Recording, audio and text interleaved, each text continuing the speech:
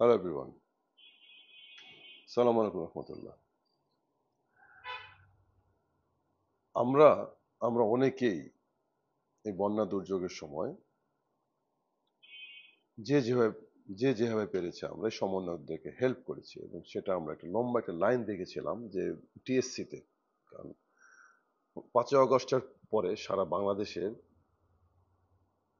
শুধু আওয়ামী লীগ ছাড়া বাকি সকলেই একটা একত্ববাদের ঘোষণা দিয়েছে যে দেশ গড়ার বা দেশপ্রেমের একটা ঘোষণা চলে এসেছে এবং সকলেই সেটা একত্ববাদ ঘোষণা করেছে। সেটার আমরা দুটা প্রমাণ পাই। একটা হচ্ছে ৫ই অগাস্টের মা তার সন্তানকে পাঠিয়ে দিয়েছে, রাস্তায় যাও, যুদ্ধ করো, যা হয় দেখা যাবে, শহীদ হলে হবে। এবং যখন এই বন্যা দুর্যোগের সময় সবাই যখন যার যার মতো করে হেল্প করে, আহ, কেউ তার ছোট বাচ্চাদের ব্যাংক ভেঙে টাকা দিয়ে আসছে, কেউ তার সাইকেল নাকি নাকি টাকা দিয়ে আসছে। আমরা এখান থেকে যে যেভাবে পেরেছি তাদেরকে আমাদের স্থানীয় সমন্বয়কদের মাধ্যমে বা বিকাশের মাধ্যমে সবাই দিয়েছি। কেন? যে টাকাটা যেন ফেনী বা আশেপাশের যেই বন্যা প্লাবিত এলাকাতে যেন যায়, লোকগুলো যেন সাহায্য পায়। কিন্তু আমরা খবরে পেলাম যে সেই টাকা থেকে মাত্র সামান্য কিছু টাকা এই সমন্বয়করা ব্যয় করতে সক্ষম হয়েছে এবং বাকি টাকাটাই তারা ব্যাংকে রেখে দিয়েছে। আসলে এটা তো আমাদের একটা অনুভূতি ছিল, এটা আমাদের একটা অনুভূতি আমরা সেখানে দিয়েছি। আমরা আমাদের একটা ভালোবাসা, একটা একটা কষ্ট পাওয়া থেকে দিয়েছি যে এই টাকাটা সেখানকার বন্যা দুর্গতর মাঝে টাকাটা হেল্প হবে। টাকাটা আমরা ব্যাংকে রাখার জন্য দিইনি কিন্তু। হ্যাঁ, সেই সময় হয়তো বা টাকাটা সম্পূর্ণ তারা খরচ করতে পারেনি বা সেই সময় অত্যাধিক পানি ছিল, সেখানে শুকনা সেখানে চাল ডাল দিয়ে লাভ হতো না, কারণ সেখানে হয়তো রান্না করে খাওয়া লাগতো।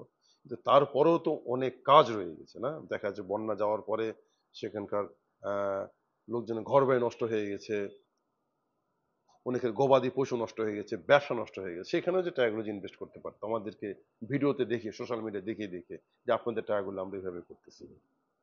তো এটা হচ্ছে, হ্যাঁ, তারা টাকাটা আত্মসাৎ করেনি, টাকাটা তো আমাদের এই কারণে দেয়নি।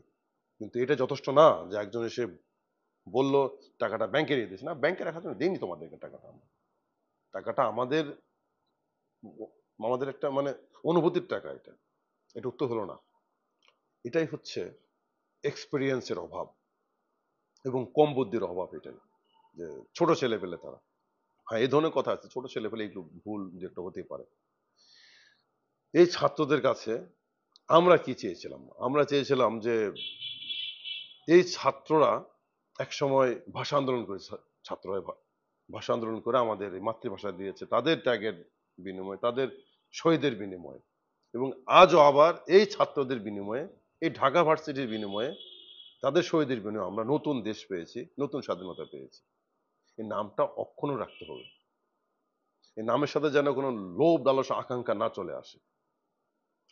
ছাত্রদের রাজনীতি, আমি মনে করি ছাত্রদের ক্ষমতাটা এমন হওয়া দরকার যে ছাত্র একটা হুঙ্কার দিবে, যা আমরা এসেছিলাম দেশের ক্লান্তি লগ্নে, দেশ স্বাধীন করেছি, আমরা আবার যার যার শিক্ষা প্রতিষ্ঠানে আমরা আবার ফিরে যাচ্ছি।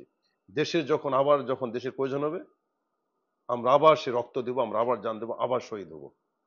ঠিক, আমরা কিন্তু এটাই আশা করি। এবং আমরা চাই যে ঢাকা ভার্সিটি একটা ক্ষমতা, একটা কেন্দ্রবিন্দু সাইকোলজিক্যালি ভাবে। ঢাকা ভার্সিটি তখন মানে এমন একটা পর্যায়ে যাবে যে বাংলাদেশের যখন বড় বড় সমস্যা হবে, যেমন আওয়ামী শাসনটার একটা বিশাল একটা শক্ত একটা দেওয়াল ছিল, যে দেওয়ালকে আমরা ভাঙবো সেটা কল্পনা করতে পারিনি। ছাত্রদের দিয়ে সেই সেই দেওয়ালটা ভাঙতে আমরা সক্ষম হয়েছি। ঠিক ছাত্রদের এই ক্ষমতা যেন আজীবন যেন অক্ষুণ্ণ থাকে, যে আওয়ামী লীগের চাইতেও যদি এর চেয়ে শক্ত যদি কোনো বিষয় বাংলাদেশে আসে, ঢাকা ভার্সিটি একটা ডাকে বাংলাদেশের প্রত্যেকটা ছাত্র রাস্তায় নেমে যাবে, তাদের সাথে আমরাও নেমে যাবো, এক কাতারে, বিশ্বাস করে। এমনটা আমরা চাই ছাত্রদের কাছ থেকে, আমরা এমনটা চাই। আমরা ছাত্রদের কাছে চাই আমরা যে মহাত্মা গান্ধীর মতো একটা রাজনীতি, শেখ মুজিবুর রহমানের মতো নয়। কারণ মহাত্মা গান্ধী, উনি যদি চাইতো সেই সময় ইন্ডিয়ার উনি প্রধানমন্ত্রী হতে পারতেন, হয় নাই। উনি জওহরলাল নেহরুকে দিয়ে দিয়েছেন, তাই আজকে উনি ইন্ডিয়ার ন্যাশনাল ফাদার। কিন্তু শেখ মুজিবুর রহমান কি করেছেন? উনি দেশ স্বাধীন করেছেন, নেতৃত্ব দিয়েছেন চেয়ারের জন্য, ক্ষমতার জন্য। তাই ওনার নামটা কিন্তু সেভাবে এক পক্ষ মানতেছে যে শেখ মুজিব জাতি জনক, কিন্তু আরেক পক্ষ আমরা মানতেছি না। কেন? যে তার এবং তার দলের দ্বারা খুন হয়েছে। একটা ন্যাশনাল লিডারের হাতে রক্ত মাখা হতে পারে না। তার জনগণ তার হাত দিয়ে মরতে পারে না। ঠিক এটাই। আমরা চাই ছাত্রদের নাম যেন মহাত্মা গান্ধীর মতো হয়। ছাত্ররা যেন ক্ষমতার একটা বিশাল কেন্দ্রবিন্দু হয়ে থাকে সারা জীবন। আমাদের যেন মাথায় থাকে যে বেশি আটের ব্যাটের তোমরা কেউ করিও না। ঢাকা ভার্সিটি ডাক দিলে সারা বাংলাদেশের ছাত্র এক হয়ে যাবে। তোমাদের কিন্তু পিঠের চামড়া থাকবে না, গদিও থাকবে না। এমনটা ছাত্রদের কাছে আমরা আশা করি। এবং এবং আমরা আশা করব অচিরেই এমন কিছু একটা দেখতে। সকলে ভালো থাকবেন। আসসালামু আলাইকুম।